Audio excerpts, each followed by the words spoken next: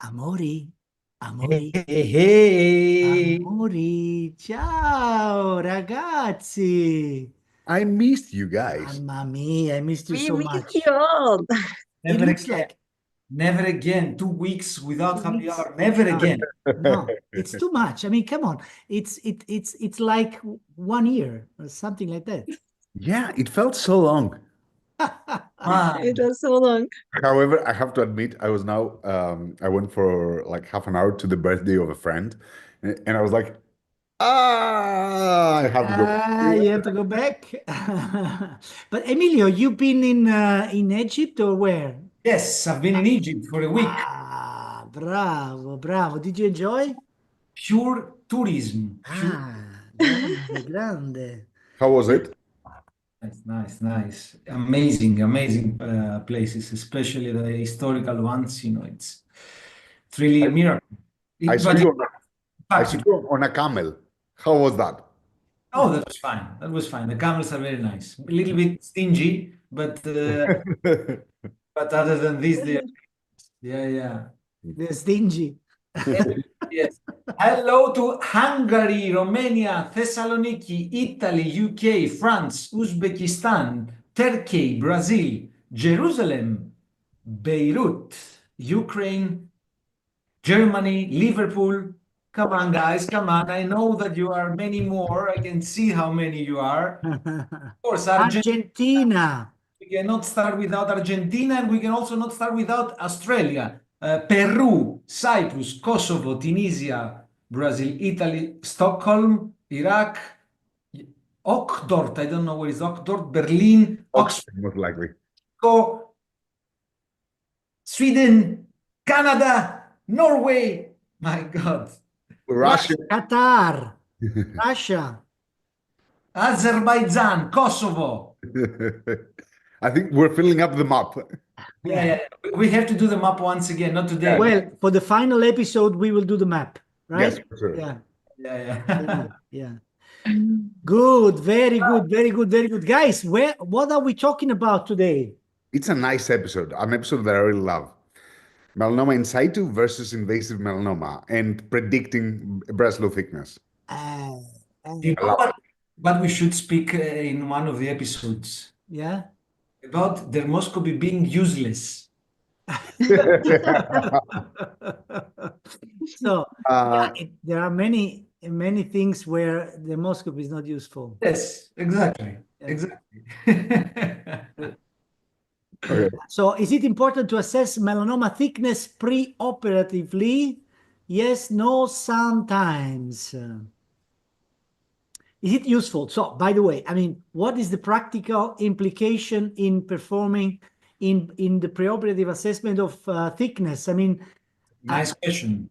yeah, yeah. So, in my view, there is a potential for the future because, in my view, more and more thin melanomas will be just cured by the simple excision, while we will do something more only for thick melanomas. Yeah, Absolutely agree. yeah, Exactly. yeah, yeah. And the majority agree that yes, it is important to assess melanoma thickness pre-operatively. It would be nice to understand why the people think so. Probably for the same reason as we think so, I guess.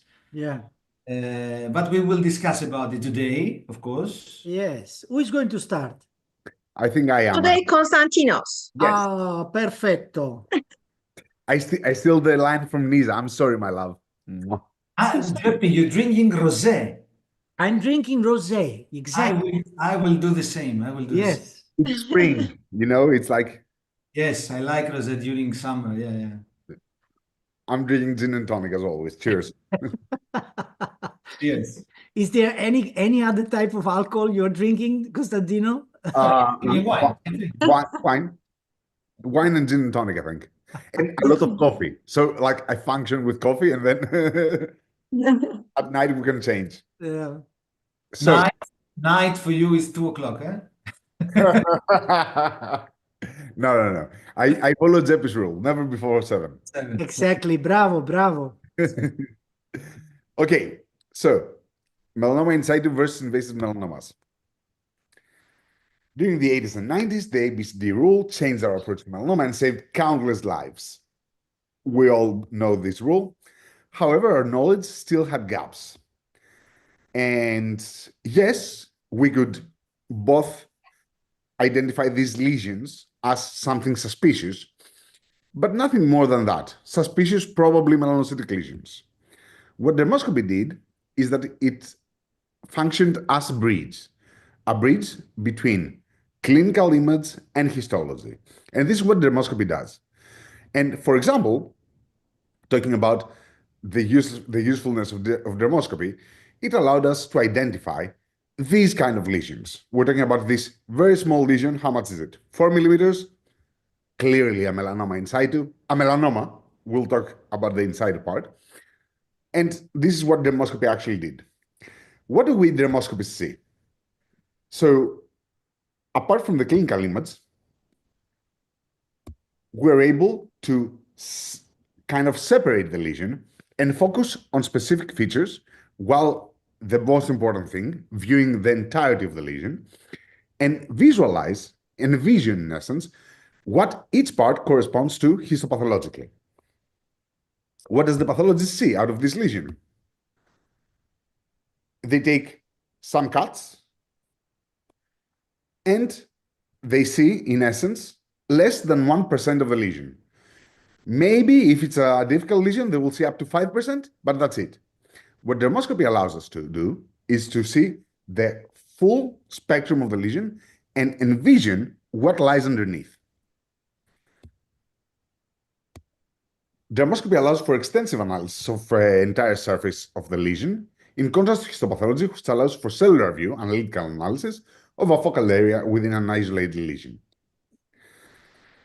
And talking about melanocytic lesions, we all know the melanocytic criteria, and especially the melanoma-specific criteria. So, Sebi, if we're ready, I want to test something. This is a lesion on the leg of a 60-year-old female. What's your diagnosis? Is this a melanoma in situ or an invasive melanoma? Yeah. 82%. Excellent. Next one. This is the lesion in the back of a 50-year-old male. Is this melanoma in situ or invasive? Invasive, yeah. 94%. Excellent. 1.4 millimeters. You see this nodule up here. Then, lesion in the back of a male, and this is dermoscopy. Sebi, a bit slower so that they can see the image. Is this in situ or invasive? I vote for in situ. So does 57%, the majority. Indeed in situ, and this is the lesion on the back of a male. Is this in situ or invasive? Well, 100%. 100%. Love it. Excellent. 1.1 millimeter Breslow thickness. Here, another lesion on the trunk of a male. What's your diagnosis? In situ or invasive?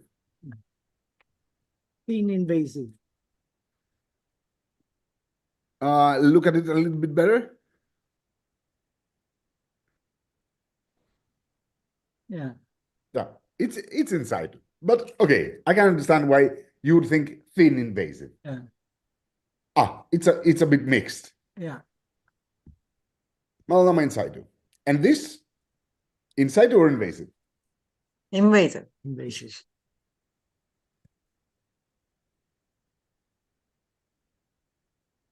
100%. Excellent. Is this luck that you got everything correctly? You make your own luck. And I think that something that we need to talk about is the predictors for invasive melanoma. It's atypical blue-white structures, shiny white lines, and polymorphous vessels. This melanoma can never be in situ. Neither can this. Or this one with the polymorphic. Someone is Echoing. yes. Blue-white Israel.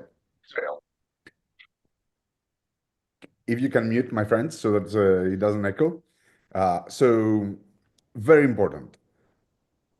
The histopathological correlation of dermoscopic features allows us to envision and actually visualize what is happening underneath and what takes place.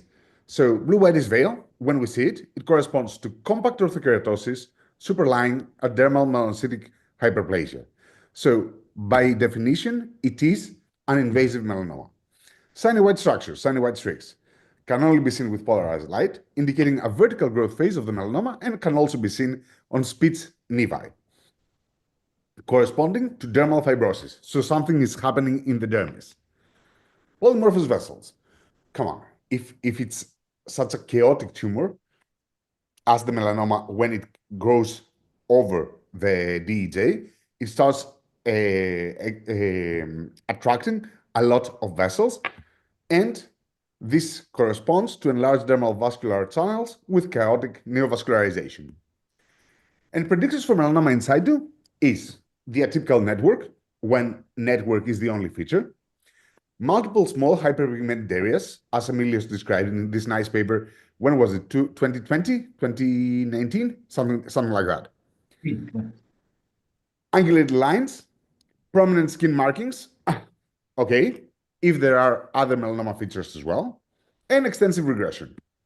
So, atypical network when it's the only feature. Multiple small hyperpigmented areas, so multiple small blotches. Angulated lines, and here we also have the hyperpigmented areas as well. Prominent skin markings when it is accompanied with other melanoma features, here the atypical network, and the extensive regression. Atypical network, what does it correspond to?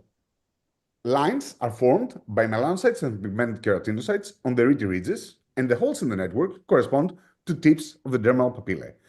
When we see network, by definition, for example, in this lesion, when we only have network, this is by definition on the DEJ, so it's not invasive. Angulated lines. What is angulated lines? It is found on melanoma on some damaged skin.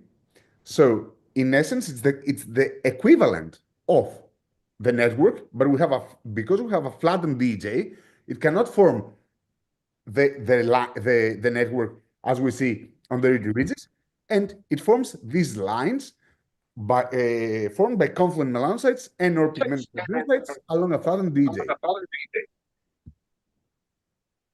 Nisa, I think you're echoing. If you can mute, please. Thank you. Irregular blotches. Structural black areas off-center in the lesion that cover the underlying dermoscopic features. They correspond to hyperpigmentation with an excess of melanin along the entire epidermis, with or without the presence of melanin in the dermis. This is where at this point, we need to also examine the other features. So here, of course, this is not a melanoma in situ, right?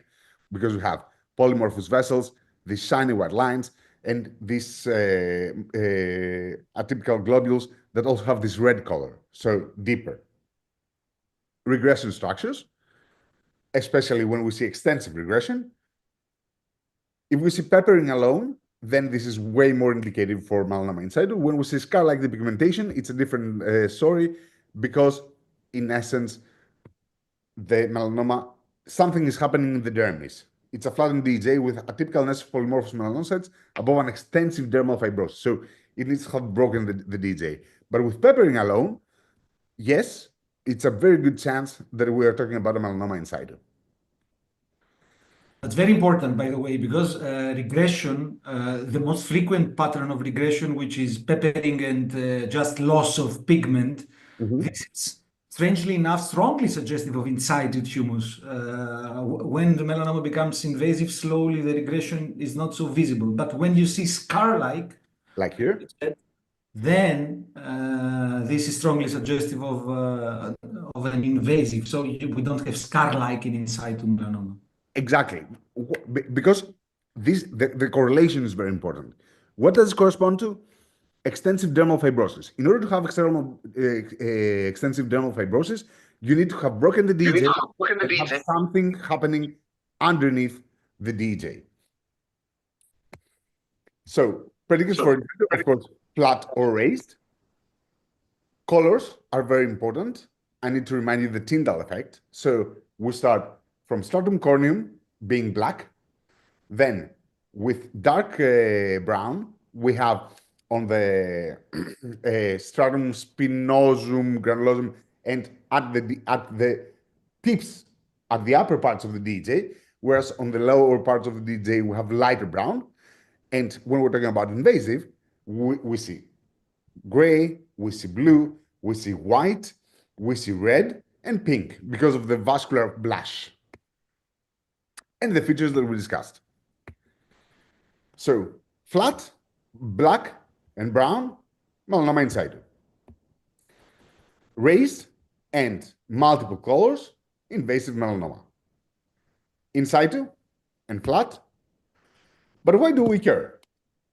A suspicious melanocytic lesion should be excised with 2 mm clinical margins for diagnostic purposes. And these are some slides adopted by our friend John Paoli, especially of the concept of wise excision, which I'm going to analyze right now. Which complete excision rate do you desire for your melanoma patients? 80, 90, or 95%? I guess that all of us would like 95%. In this nice review in AppDB, they analyzed almost 3,000 consecutive excisions of atypical melanocytic lesions with the concept that we discussed, 2 mm margins. And the complete excision rate, we're talking about non-lentiginous lesions, complete excision rate was 90.3%. So in this case, we know it's a melanoma in situ. We see the colors, we see the features, we know the histopathologic correlation. Can we do a 5 mm margin and get done with that? So the wide margin approach is that we go with a diagnostic excision with 2 mm clinical margin, and then we do a wide local excision with 5 mm clinical margin. Whereas in the wise margin approach, again, attribute to John Paoli, which is great. I love this concept. You identify that this is a suspicious melanocytic lesion. Come on, like the options here is it will either be severely dysplastic nevus or a melanoma in situ. You go directly with a 5 mm clinical margin and you're done with it. So in these cases, the first step makes sense. Why? Because we need, question mark, this is another concept, to do the sentinel lymph node biopsy, and we don't want to disrupt the entire lymphocytic aberration. Drainage. Yes, drainage, exactly. Thank you. I was looking for the word. Whereas here, we know what it is. Even this one that Zebi suggested that could be small invasive, like maybe 0.2 millimeter breast load. Okay, who cares? The only thing that you will do is a wide excision. Why not do it from the beginning? Careful with some features that can be found both inside melanomas and invasive melanomas, like negative network, which indicates with a node ratio of 2, melanomas arising on a melanocytic nevus. It corresponds to hypomelanotic elongated junctional melanocytic nests surrounded by large melanocytic nests within the dermal papillae. Can be found in both MMIS and invasive melanomas. Of course, here, as you can see, we also have the shiny white lines. So this is definitely not a melanoma in situ. We need to treat carefully. Streaks can also be found in both invasive and inside melanomas. So here, of course, we have streaks, but this is definitely not a melanoma in situ. It's probably a melanoma with a 1 millimeter breast load thickness. They correspond to confluent melanocytic nests at the periphery of the lesion because the lesion is growing, it's expanding. Irregular globules and dots, depending on the color. So, of course, when we see black and brown, this corresponds to a melanoma in situ, but there are also the milky red globules that correspond to a more invasive melanoma, and they always correspond to a typical melanocytic nest in a pallistoid distribution. That's why we have different colors. And to end the presentation, it's no luck. We make our own luck. We know the science, we know the features, and separating melanoma in situ from an invasive melanoma can totally alter our practice, especially in how we excise melanocytic lesions, sparing our patients from another excision and another 15 days of care, and also saving a lot of time in the surgery, in the operating room, especially if you're working in a hospital, for more urgent cases. Thank you. Bravo, bravo, bravo. Bravo. Wonderful, wonderful, wonderful. Very, very. Great. But I guess that JP, you were referring to an additional reason that it might be meaningful to predict thickness preoperatively, not only the wise excision of in situ melanomas. But Correct? no, say it. I guess that when you said there might be a reason in the future that it's going to be important to predict preoperatively, you did not refer to the in situ melanoma, the wise excision, but to the neoadjuvant. Well, no. I referred mainly to the concept of not re-excising thin melanoma in general, not only melanoma in situ, but also melanomas which are less than 0.8 millimeter. You just 5 millimeter, and it's more than enough. As Bernie Ackerman was used to say, melanoma should be excised with. So the right margin of excision of a melanoma is when you excise 1 micron from the last melanoma cell. I'm so sorry, because I saw that John is John online. is here. That's what I Can we want. bring him on? Yeah, let's bring him on. Yes, this is great. Let's bring him on. John Paul is here. If you can, and if John is available, of course. Yes, you can, of course. Then let's bring him on, because it's basically a topic that he has been very passionate about, and he has worked a lot. Okay, Stebby, bring him on. He's here. Bring him on if possible. In the meanwhile, we continue with Nisa. Okay. Vai, Nisa, vai. Wonderful.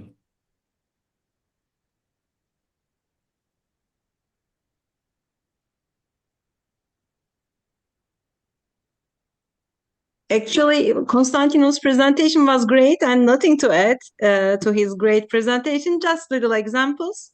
So it's an easy one. Because we have pigmentation lacking skin creases and we have 2 colors, then it should be a melanoma in situ.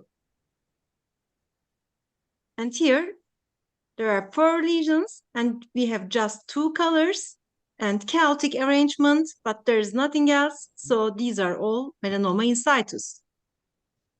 And when coming to this lesion, this time we have a bit grayish color, then we may guess that the atypical melanocytic cells are going to papillary dermis. So the breadth of thickness should be 0.2 or 3. And what do you think? It's more or less here or in situ? It could be a thin invasive. Yeah, thin invasive. Let's take a look at 0.18 millimeter, just little papillary dermis invasion. So we have here extensive regression, and we have just 1 color, or light brown or dark brown. So we may guess that this is a melanoma in situ or thin melanoma. Again, we have just 2 colors. So it's an in situ. And here again, we have chaotic arrangement and 2 colors. Then it should be an in situ melanoma. Color is very important. And now we have white reticular lines and brown color. What do you think it is? In situ or invasive?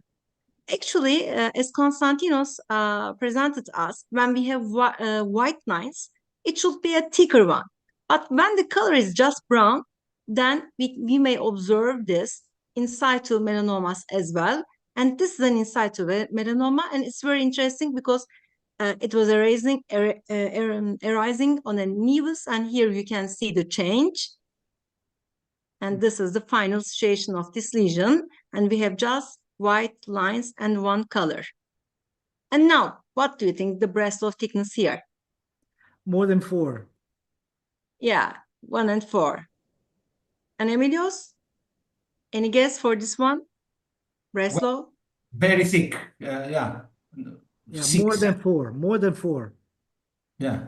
Konstantinos? 1.8. 1.8. It was a nodular one. Clinically, my guess was here more than 4 millimeter because it was really a very big one. And pathology was surprising because this is not a melanoma. Oh, really? Okay. Okay.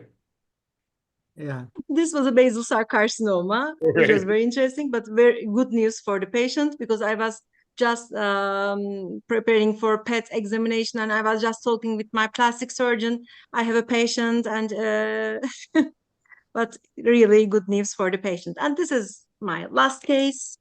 What do you think the breast of thickness here?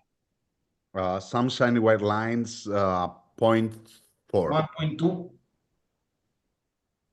We have white lines, bluish color. So let's see. 0.4. Still not very thick one. Congratulations. Okay, that's it. Actually, I Wonderful. have a lot of cases, but that's enough.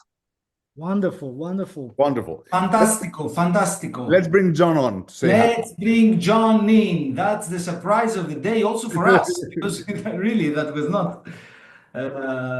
not scheduled to happen. Before we continue, here he is, Johnny. Johnny, be good. Johnny, be good. Hi. Hi, John. Hey guys. Hello. Hey, So, man. how do you feel that we discuss about your wise approach? And let us know at which stage you are, because I know that you are designing also a prospective trial in Sweden to prove that this works in practice without problems, correct? Yes, exactly. Well, thank you so much for bringing me on. I saw the topic for the day, and I said I can't miss this, of course. And it was a lovely presentation by Konstantinos, excellent cases by Nisa as well. And of course, even I mean, Jeppy was looking at this topic 20 years before me, and you didn't realize why you were doing it, just for fun. You told me last time we met. Yes, yes. Well, Yeah. at that time, can you imagine? I was a little boy, 1997, and 1999. Yeah, Exactly. was very passionate like you, John. Yeah. And actually, at that time, we thought that it could be nice in order to do everything in one step. You know, also the decision to do the sentinel node biopsy. But of course, this was the wrong decision. It was a mistake. You cannot decide everything. You just have to consider what to do if melanoma is supposed to be thin. But Exactly. if not, you have to keep going with the standard two-step procedure.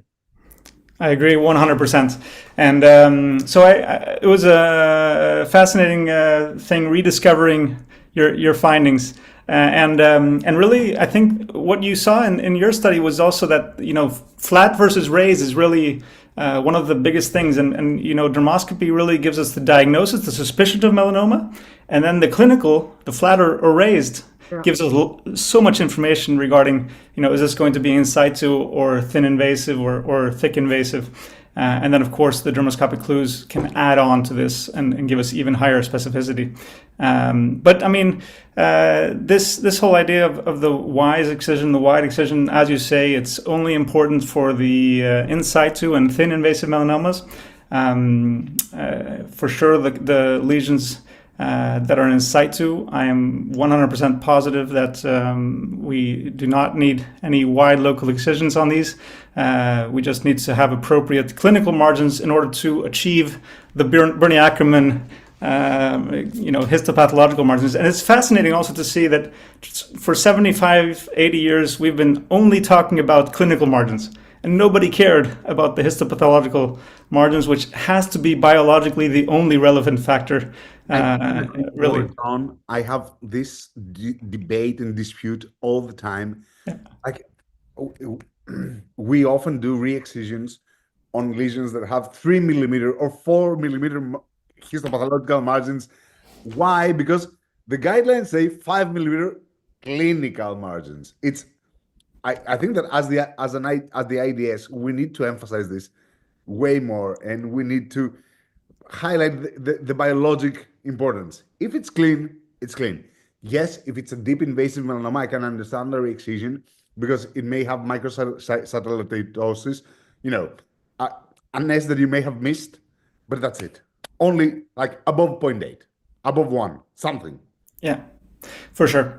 And regarding the question from Emilios about my study, what we've done is design a randomized controlled trial that's going to be ongoing for many years, unfortunately, because we need so many lesions to get power to prove that we don't need the wide local excisions for thin invasive melanomas, but we're going to include patients who have a confirmed histopathologically completely excised thin melanoma, so all T1 melanomas, in fact. Our indication in Sweden for sentinel node biopsy starts at above 1 millimeter. So this is a good thing for us because then we don't have to worry about the sentinel node biopsy. All thin melanomas can be included as long as they're histopathologically removed, and we decided on 1.5 millimeters histopathological margins. I can discuss why later.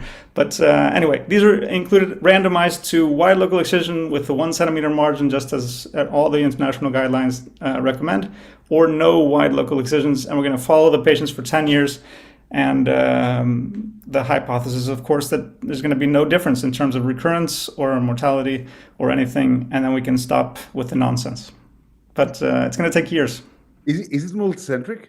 Or it's multi-center, yeah. So it's the initial plan was to have 15 centers, but we're actually receiving requests to have even more centers join. So hopefully we'll have maybe 17, 18, 19, maybe even 20 centers in all of Sweden participating. And yeah, so we've just got started in January. First 12 patients included out of 2,486. So yeah, just 2,474 to go.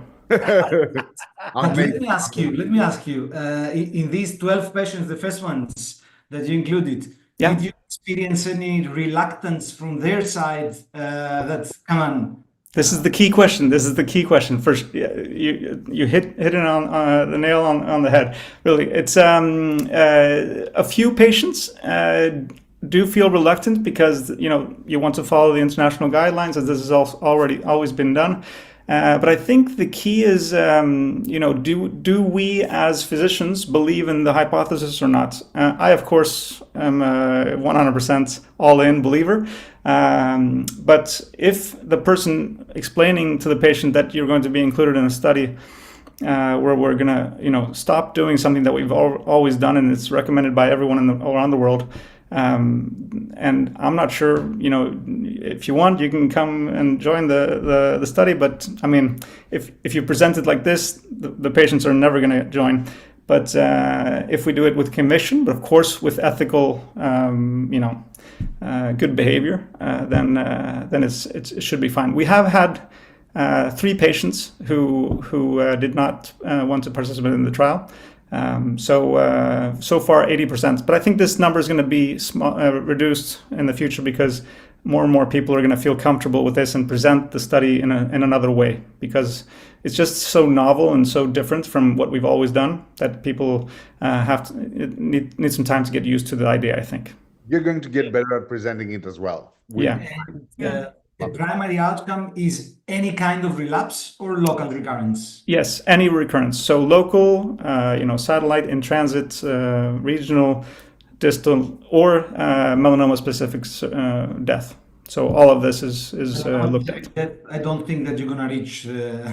No, I mean, we have, the best follow-up data that we have and that we based our power analysis on is follow-up data from Denmark. And for T1 melanomas, it's 2.6% recurrence rates.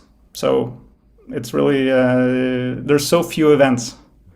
That's why you need 2,500 patients almost. It's also very interesting to investigate the kind of recurrence because, come on, usually we sum mainly up local. together completely different biological phenomena. So the local recurrence of a melanoma in situ is no comparable at all with a lymph node recurrence of a melanoma. The first thing is unimportant usually and can be managed easily with a second small operation. And the second is much more important. So it will be interesting to see also what kind of recurrences we're gonna have, and I'm confident that for sure there will be no difference in the important recurrences. Maybe you will have a few more local ones, especially in lentiginous types of melanomas that make sense to recur a little bit more, but without any consequences. But John, I hope you excluded facial melanoma. Yeah, so actually, I was just going to mention, when you mentioned the lentigo or lentiginous lesions, we are excluding lentiginous melanomas, both lentigo malignant melanoma and acrolentiginous melanomas, and desmoplastic melanomas, because of course here we don't know if the histopathological clearance is true or not, because it's such a difficult thing for them to assess. Yeah. It's not like Bernie Ackerman's the last melanoma. You know, nobody knows which one is the last melanoma cell in these cases, of course.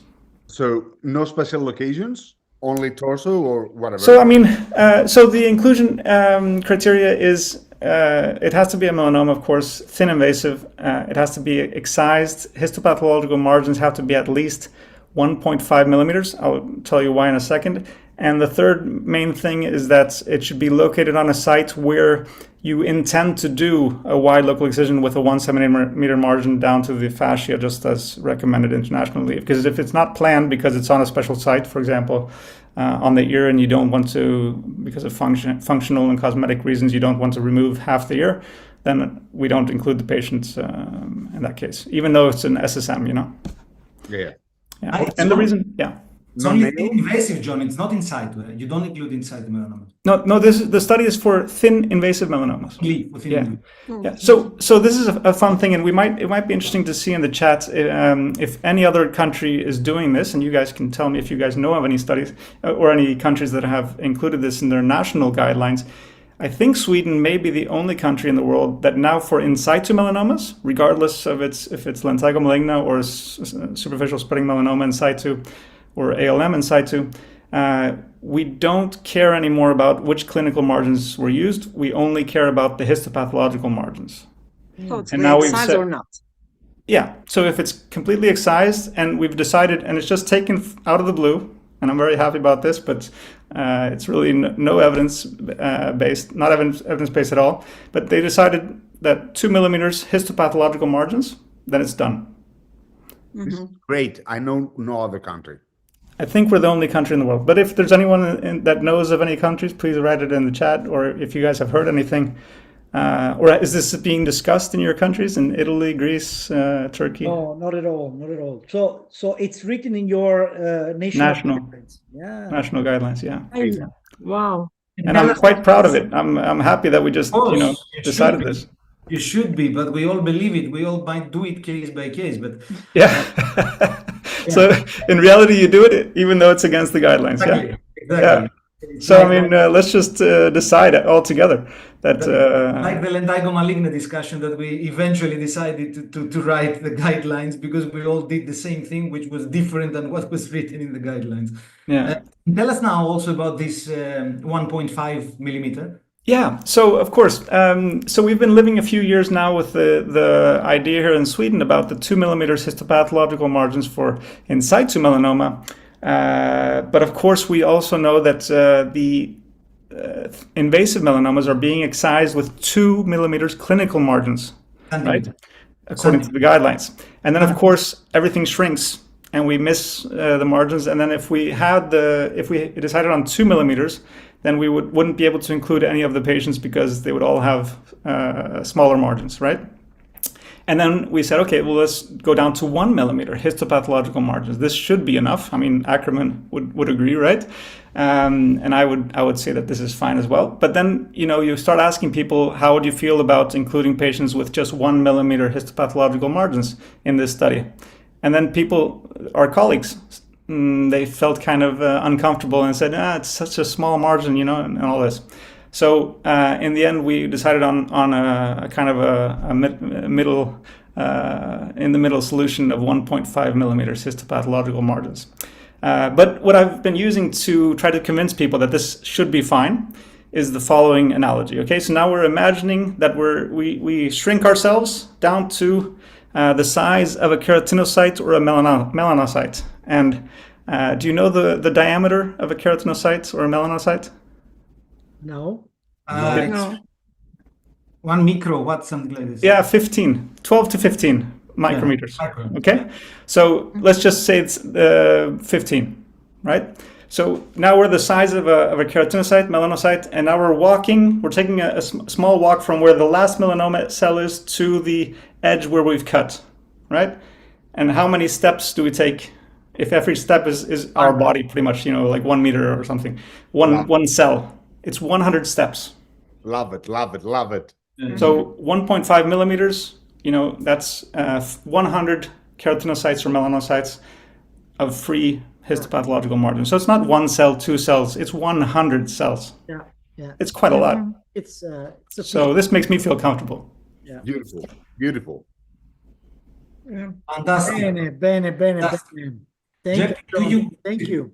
Did you finish? You have to show. Go on, Emilio, because we have no time, and I would have repeated a little bit what Costantino already said.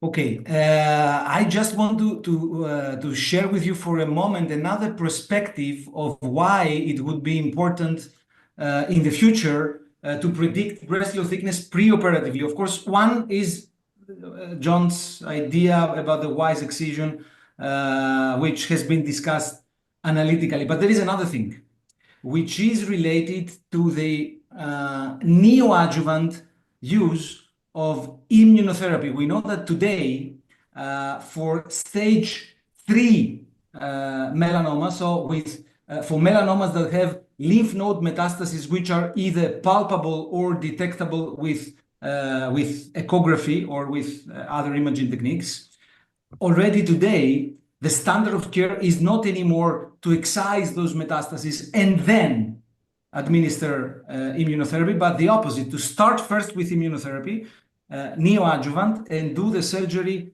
afterwards, because it was shown in this study that you can see here, the design, it was shown that there is a huge difference, 30% difference, unbelievable, when you perform 2 cycles of immunotherapy beforehand and the surgery afterwards, and then you continue with immunotherapy. So it's 30% more event-free survival. So it's a big difference, which is quite impressive. That was shown with Ipi/Nivo, and the same precisely finding was shown also with pembrolizumab. The previous study was the study with pembrolizumab, and the next one is the study with Ipi/Nivo. Now,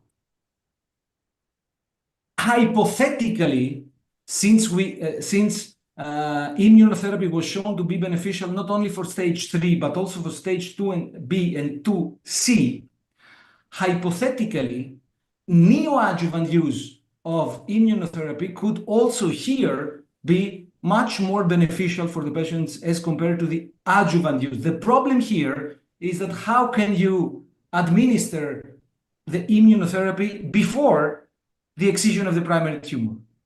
That's the problem, because you need the excision of the primary tumor in order to calculate the breast tissue thickness and the ulceration status in order to establish the stage. How can you be sure that it's stage 2B or 2C melanoma without the excision?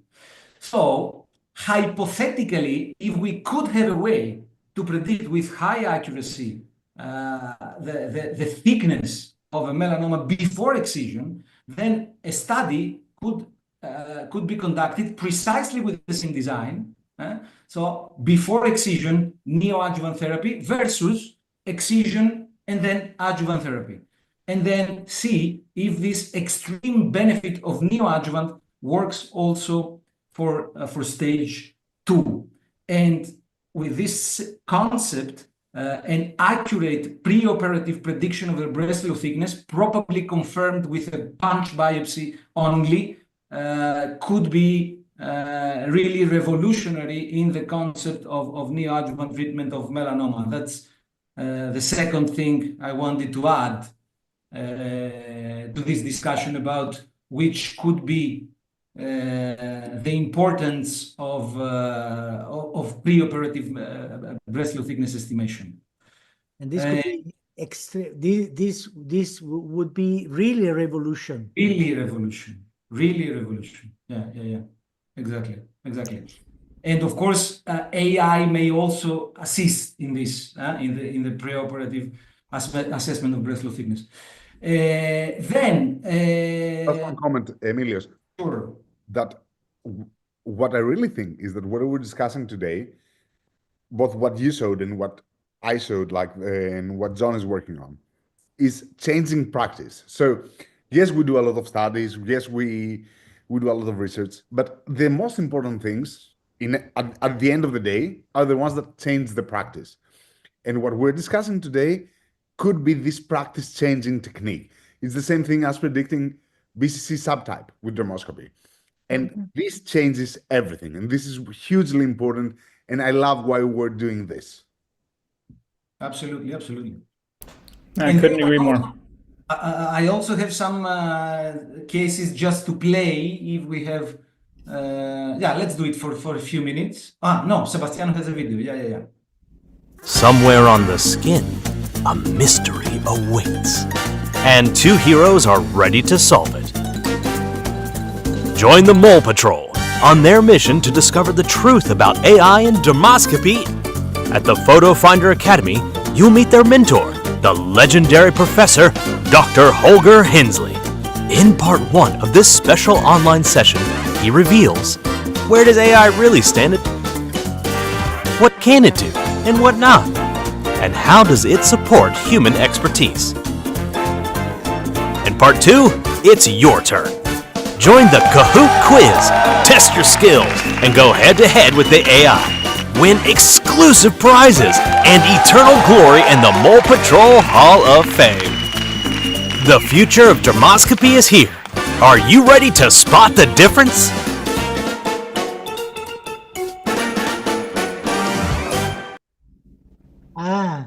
By the way, John, a question for you. Do you know anything about Nevisense? I suppose it's from Sweden, right? Yeah, the company that founded Sybase, it's a Swedish company that started this.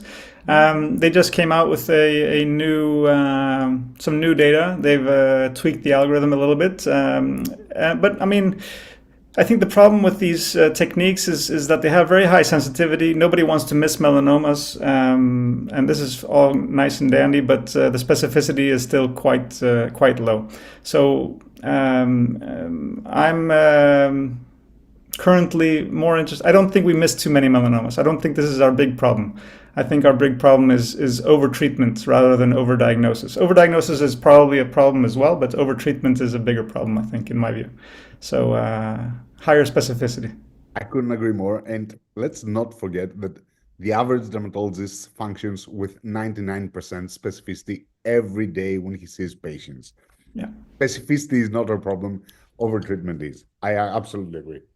So happy that we all repeat the same sayings. Agreement. There is a nice comment by Joanna, but John responded that we can use additional tools to estimate the breast lobe thickness, especially not so much confocal, but especially OCT or high LCOCT also. LCOCT also, or high frequency ultrasound, even better maybe. Although we don't have robust evidence on this yet, but potentially this could happen. Another question was a comment. We all come across lesions that are melanoma in situ on dermoscopy, yet pathologist reports it as mildly dysplastic nevus.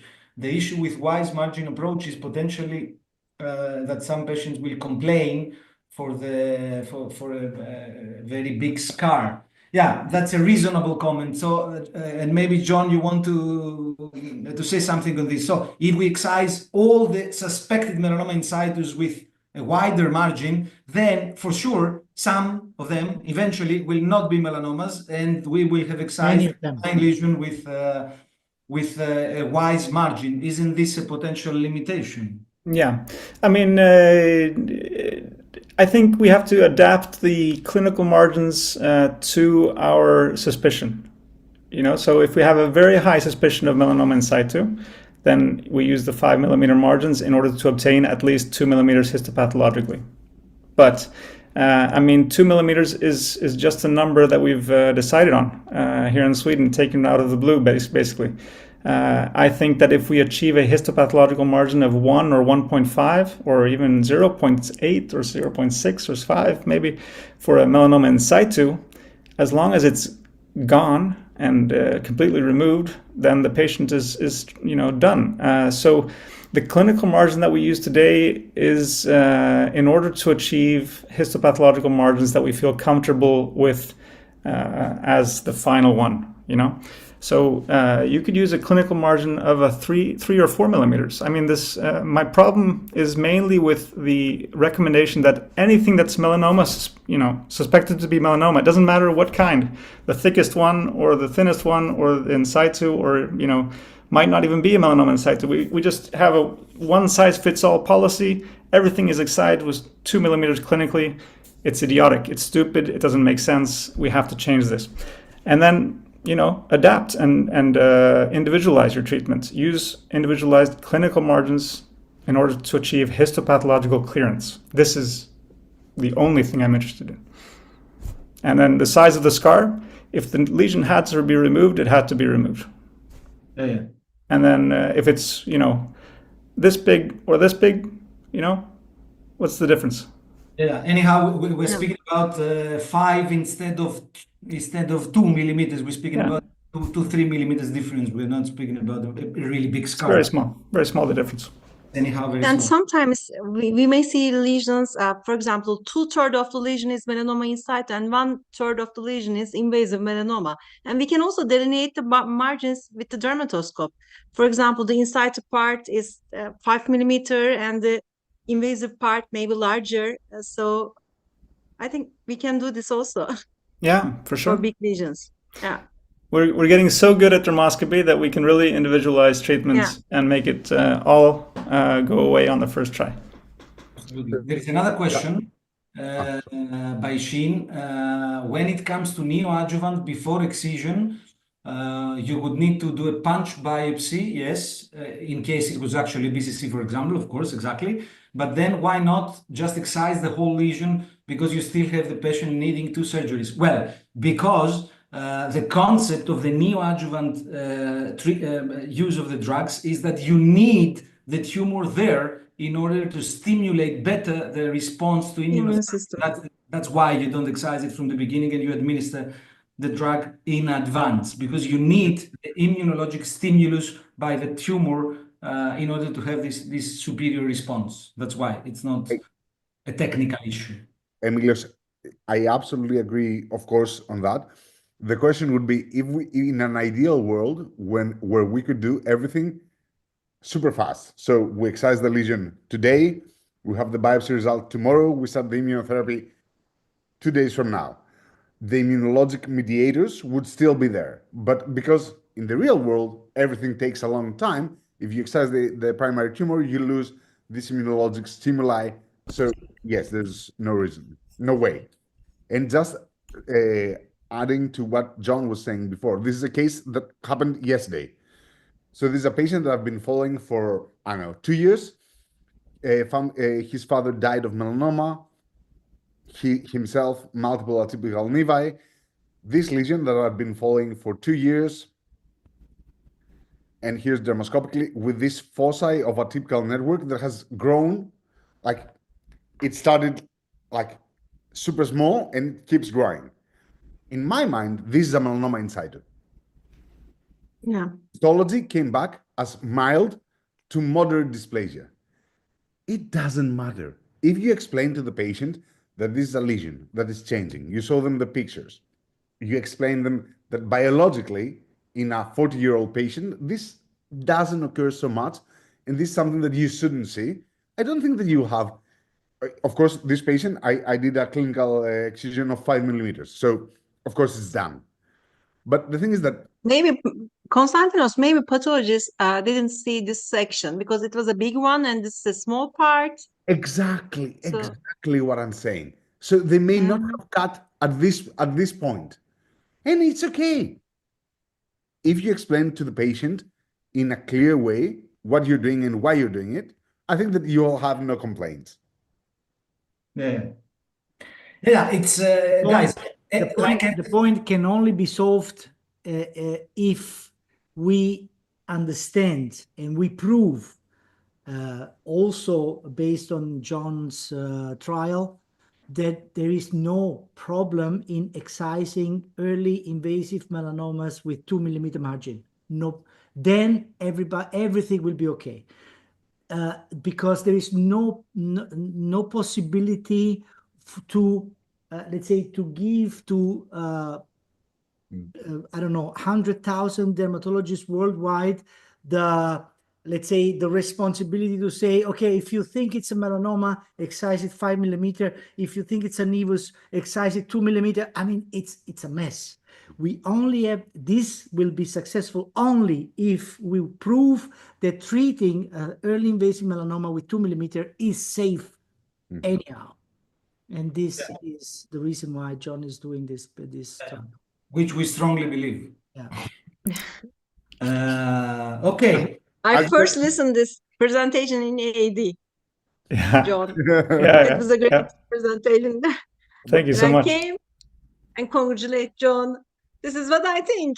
Yeah, I mean, I think we've all been thinking it, but yeah, I think we all realize that it's a crazy thing to even have to prove it feels a bit crazy, and it's quite cumbersome. It's going to take a long time, a lot of resources, but if we don't do it now, then we're just going to continue with the nonsense, and yeah. So I guess this is what I'm going to be doing for the rest of my career, and then I go and retire. You know what? The funny thing would be to have a contradictory, because we all agree so much. We all agree, exactly.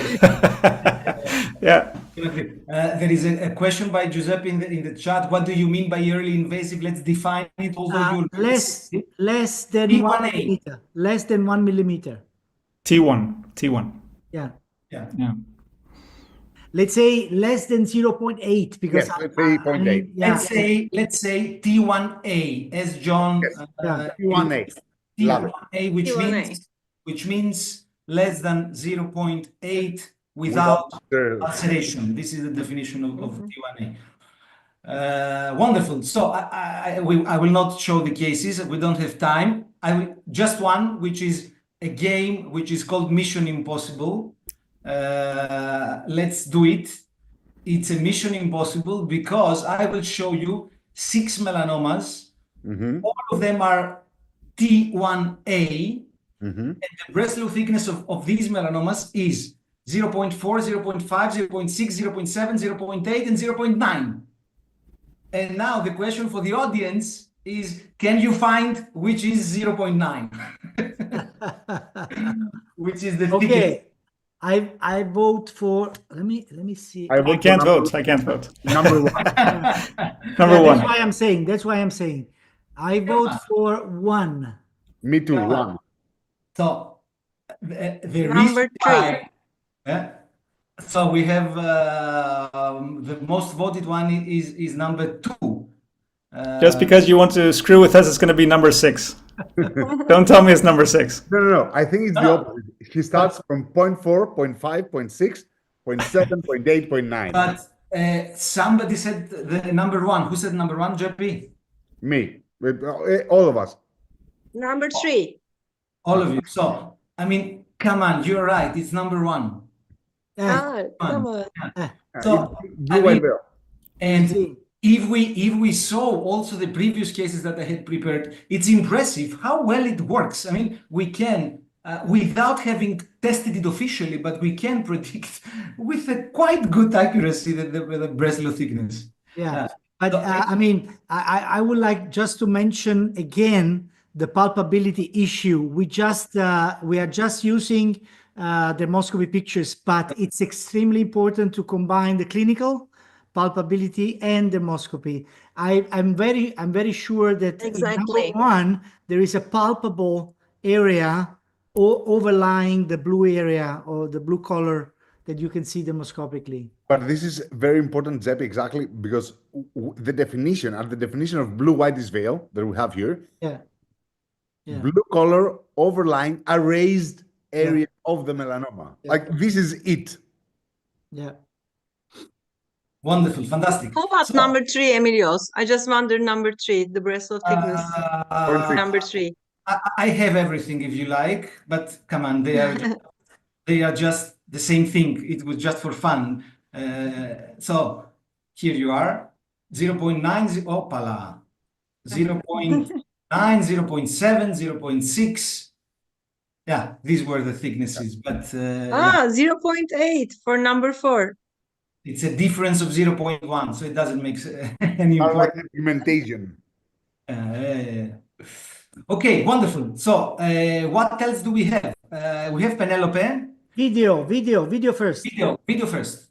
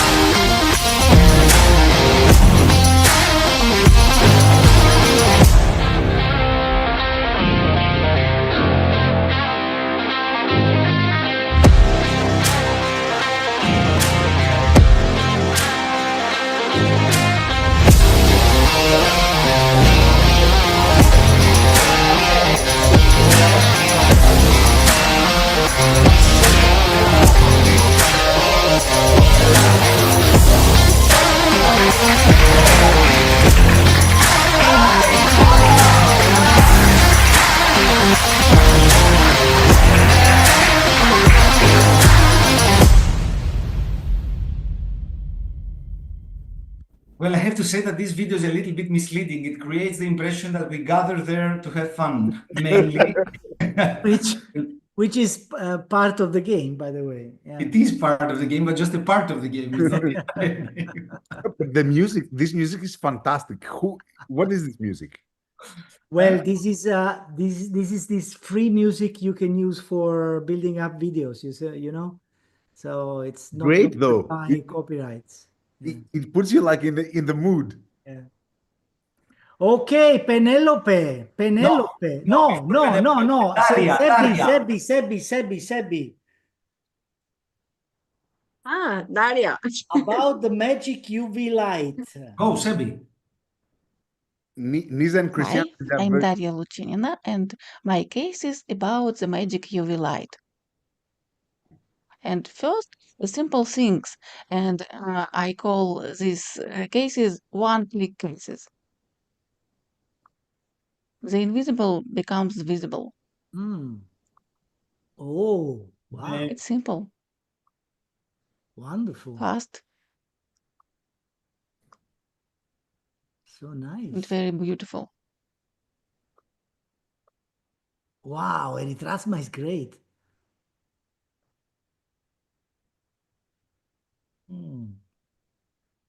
But if I need more information, I use several techniques. First techniques, change the intensity of the UV light. Low, high, and low. Plug with scales. Nothing interesting in classical dermoscopy, but in UV light, it is fungal infection. Wow. High UV light, scales are better visible. And It's low so UV light, simple. perfectly fluorescent hair.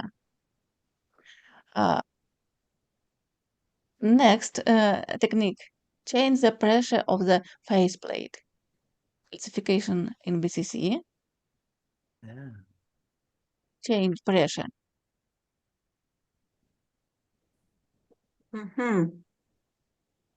Make globules. Yes. Next, Sub-UV mode is impossible without immersion. It's small spot, very little information, but in sub-UV mode, many clear vessels. And video.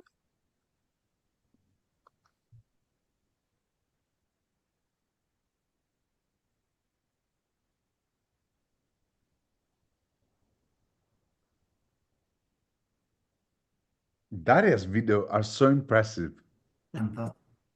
Fantastic. In wood mode, dermoscopy without immersion can be useful. Scabies, of course, scabies. In UV mode without immersion, we see holes for larvae to jump out.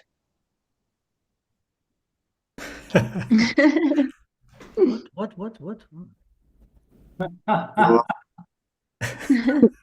It's running away, Jeffy. Oh my God. Incredible. Incredible. This is incredible. Beautiful. Amazing. Thank you for your Bravo, attention. Daria. Bye. Brava. Bye. That's great. Wow. Incredible. It's amazing. Once again, I wonder if Daria does this anyhow or if she does it just for us. Because, I mean, come on, this needs time, dedication, ideas, so we deeply appreciate it. It's wonderful. That's What I was thinking is, how much time does he spend with the patient? Like, imagine doing all this UV and everything. Amazing. But really, she has great videos, and I think her camera is also very good. I love her cases so much. And we had an episode with Christian at Photo Finder Academy. It was really nice. I watched it. And Daria is online. Oh, Daria is here. Daria, hi. we don't see her. So, guys, while Daria's joining, I'm sorry I have to go, unfortunately. But thank you so much for having me and for letting me talk with you guys about my craziness. We thank you so No, much. just It was a wait. Wonderful We need to episode. take a photo together. Okay. Just wait. Yes. Yeah. All right. Smile. Just wait. Yeah. All right. Love you guys. Take care. Thank you so much. Bye. Bye. Ciao. So, Penelope for tonight. 5 nice cases, melanoma or not melanoma. We start with the first one for Nisa on the scalp, 75, large palpable pigmented lesion. Second opinion requested. Here is dermoscopy. It's a large lesion, that's why it has multiple images. What do we think it is? Melanoma. Suspicious, yeah. Okay, good. Chaos, milky red area, white, pinkish, gray, structureless, irregular pigmentation, atypical vessels altogether, nevoid melanoma 1, 0.95, which means 1 nowadays because Breslow is calculated with only 1 decimal. For Konstantinos, your favorite color, which is yellow, I think, 37, woman. Pendiculated nodule unknown duration, which becomes uncomfortable when wearing a bra. On the middle, that's dermoscopy. Indeed, yellow. Indeed, yellow. Yeah. Yeah, but this is a worrisome lesion. Polarized, non-polarized. Not extremely helpful. Lipidized nevus. Lipidized. Something. Lipidized dermatofibroma, lipidized nevus, bone style melanoma.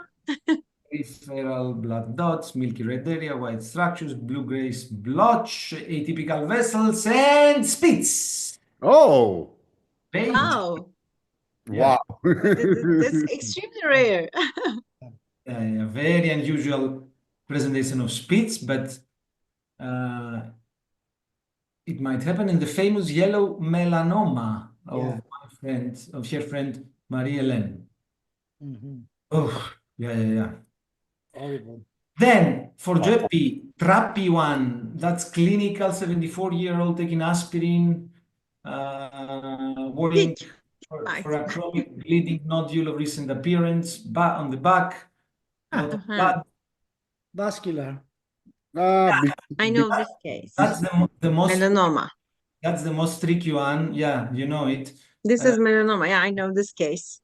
Yeah. Of course, there is a blood crust in the center, which is evident, and also there are purple areas at the periphery with white shiny lines, but this doesn't mean anything because white shiny lines in vascular tumors are very, very common. Lacuna at the periphery, yeah, and it was a nodular melanoma, 2 millimeter in thickness, really annoying case. Yeah. Well, you cannot underestimate these kind of lesions in a 75-year-old person. That's the point. Yeah, exactly. Every time we see this kind of cases, I'm always worried how many melanomas have I missed. Well, come on. Not many, but of course you have missed all of us. Yeah, not many, but definitely some. This is boring. Past history of facial non-melanoma skin cancer, accidental non-pigmented lesion on the back. Okay, that's much easier. It looks like a BCC, and it is, I think, a BCC. Micronodular. Serpiginous vessels with calcifications, semi-translucent, nodular basal cell carcinoma. And the last one for Sebi, on the thigh, changing lesion becoming darker, unknown appearance. That's dermoscopy. Dermatofibroma. Collision with a melanoma in situ, maybe. Kind of fibrosis. Like there. Yeah. Dermatofibroma is quite probable, and it is, in fact, a dermatofibroma, central white patch, delicate pigment network at the periphery. Bravo, Sebi! Dermatofibroma, fantastico. Thank you, Penelope. Thank you so much. Thank you. Thank you. Great cases Thank as you. always. Great cases as always. Exactly. And now, my friends, we have the easiest Cahoot we never had. Ever. Oh, wonderful. Easiest. So today We can play as well. it's a matter of speed only. Only speed. Only speed. Only speed. Yeah. The problem is that I did not prepare it. So say something. So Yes. it was so nice having John around. Yes. This was a great episode. Yeah, Constantinos, you had a great presentation. I love it. Yes. you, We my had a love. lot of guests. We had John, Daria, Penelope. Yeah. Wonderful. It was great that we have John tonight. So do you actually do the wise excision? Because I do. In my practice, I do the wise excision. Jeppy? No, not really. For the moment, we proceed the way we do, the usual way.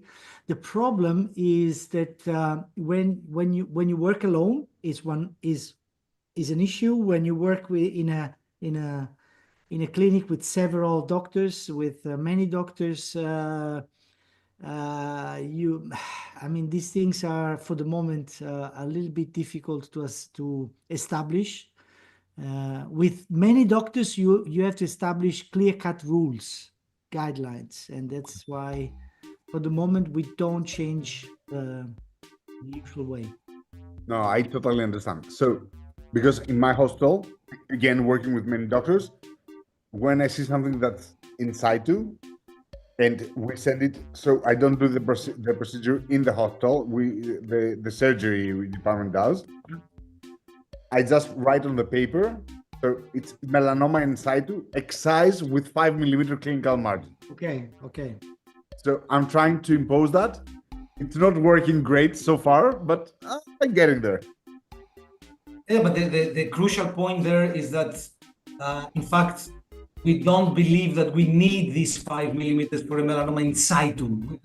We don't believe it even for early invasive melanoma. So even if you excise it with 3, then sometimes, we say, okay, it's done, it's enough. Yes, but Emilios, when you work in a big department and the biopsy will not necessarily come back to you. Yeah, of course, of course, of course, of course. You understand the implications. Of course, I can understand. Yeah. Yeah, but as we said many times, guys, during the happy hour, don't take us very seriously, because sometimes we say things, we say what we Feel our like. ideas, or we don't say official things. Officially, we have to follow the guidelines. Officially. It's an happy hour. It's an happy hour. Happy hour, Just a matter of being together. Yeah. Also, the effect of alcohol, come on, don't take it. Oh, Chin is here. She's playing. She's in the game. Okay, episode 17, which means 3 more to go for season 4. Wow. Oh, 65-year-old. That's the clinical close-up. This is dermoscopy. And the question is, which is the diagnosis? The options are nevus, melanoma, solar, lentigo, and Bowen.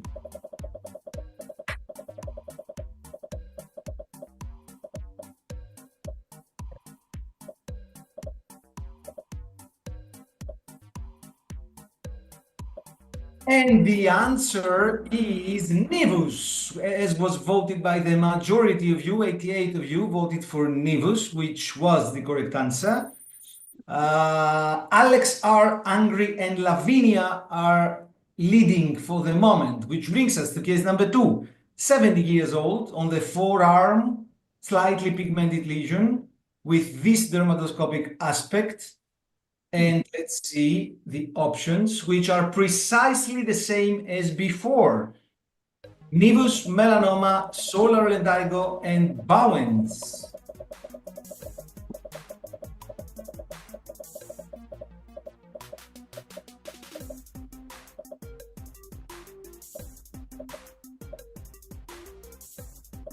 And here, the correct answer was Bowen's. Bowen's. Yeah, it was so because I found eventually a Bowen's disease with these small brown dots.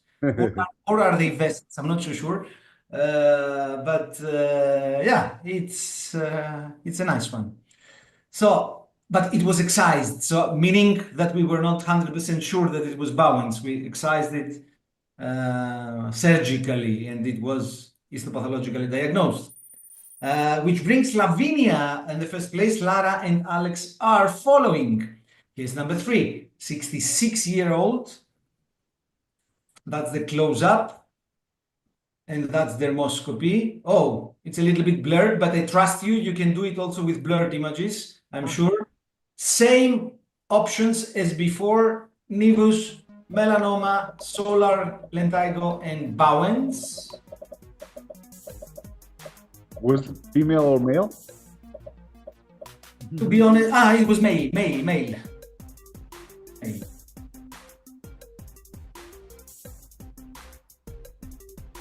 And here the correct answer, wow, melanoma 140. How capable the people are to diagnose tiny melanomas. It's impressive. It's impressive. Yeah. Which brings Lara in the first place, Alex R, and Lavinia follow. Case number 4. 45-year-old man on the back, standing out, black lesion on the upper back. That is the close-up.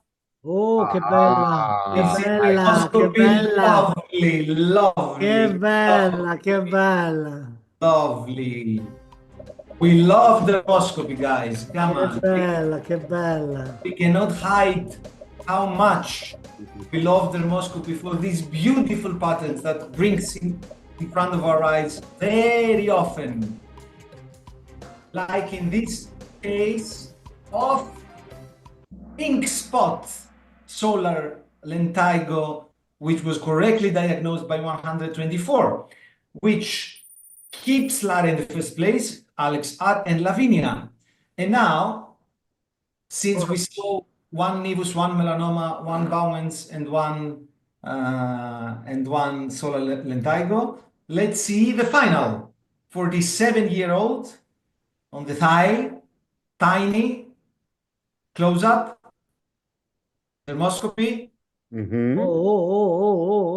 and diagnosis, same options once again. Nevus, melanoma, solar lentigo, and Bowen's. Skin markings. The question is, can this turn into an invasive one? Come on, don't say the answer. Bowen. Melanoma, wonderful. Well, if it can turn into an invasive, well, who knows? But can you exclude it? No. No. Okay.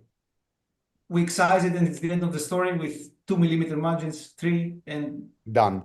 it's done, and it's the end of this unneeded discussion. 130 correct answers. Let's see the podium. Third place goes to Lavinia. Lavinia. Second place goes to Lara. Lara. And first place for today goes to Alex R. Alex R. Bravo. Alex R. Fantastico. Congratulations, guys, Man, all of you. bellissimo, bellissimo. Where is Alex? Where is Alex? If we have Alex R. Alexandros. Alexandros. Oh, Alexandros. Yeah, I know him. He's a Greek guy. Alexandros. Alex, show up, show up. Alexander the Great. Alexandros Rosenlis. Rosenlis. Rosenlis. Rosenlis. Excellent. And Alexandre. imagine that Alex is a Hello, student. everyone. He's a student. Can you Bravo, believe Alex. Wow, a Bravo. student. Come Thank on. you so much. Excuse my setup. I just wasn't expecting to win, so it's kind of like wonky. Don't worry about it. Well, don't worry, you are not naked, so it's fine. Yes, at least I was kind of prepared. Well, Thank she you was all so naked much. before. I She just love put on a watching. hoodie. What? Ah, You were naked before. You just put on the hoodie. Yeah, just this hoodie. Yeah. Thank you so much for everything you do. I love watching Dermoscopy Happy Hour every Sunday, and I'm so thankful that I have the chance to like watch these lectures by these like so experienced and like amazing teachers. So thank you again for all you do. And a special thanks to Mr. Emilios Lalas for being a lovely teacher like in Thessaloniki. for me. Mr. Emilio Lallas, bravo, bravo, bravo, Bravo, bravo, bravo, a tutti. bravo. Isn't he such a sweet boy? Huh? Yes, he's wonderful. Yes, yes, yes. Thank you so much. Wonderful. Thank you.